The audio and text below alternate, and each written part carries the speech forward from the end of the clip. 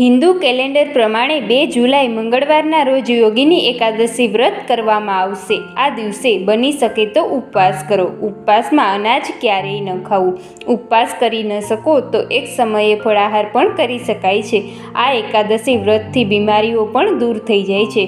મિત્રો, આજના વિડીયોમાં આપણે યોગિની એકાદશીનું વ્રત અને પૂજા વિધિ વિશે વાત કરવાના છીએ, તો વિડીયો અંત સુધી જુઓ। અને જો તમે અમારી ચેનલમાં નવા હોય તો ચેનલને સબસ્ક્રાઈબ કરી બેલ આઇકન દબાવી દેજો, જેથી આવનારા બધા જ વિડીયોની અપડેટ મળતી રહે। એકાદશીના દિવસે સવારે જલ્દીથી જાગીને સ્નાન કરવું, દિવસભર વ્રત અને શ્રદ્ધા પ્રમાણે દાનનો સંકલ્પ લેવો, ત્યારબાદ વિધિ વિધાનથી ભગવાન વિષ્ણુની પૂજા કરો। ભગવાન વિષ્ણુને પંચામૃતથી સ્નાન કરાવો।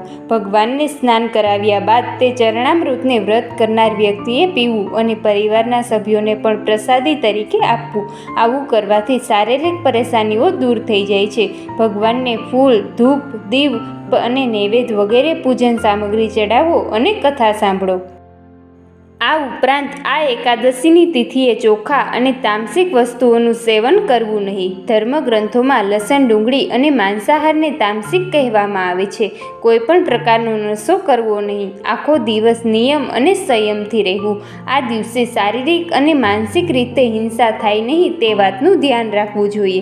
કોઈની અવગણના કરવી નહીં અને બની શકે તો રાત્રે જાગરણ કરીને ભજન કીર્તન કરવા જોઈએ। ધર્મગ્રંથો પ્રમાણે એકાદશીના દિવસે જુગાર રમવું, સૂવું, પાન ખાવું, અન્યની અવગણના કરવી, ચોરી કે હિંસા જેવા કામ કરવા જોઈએ નહીં।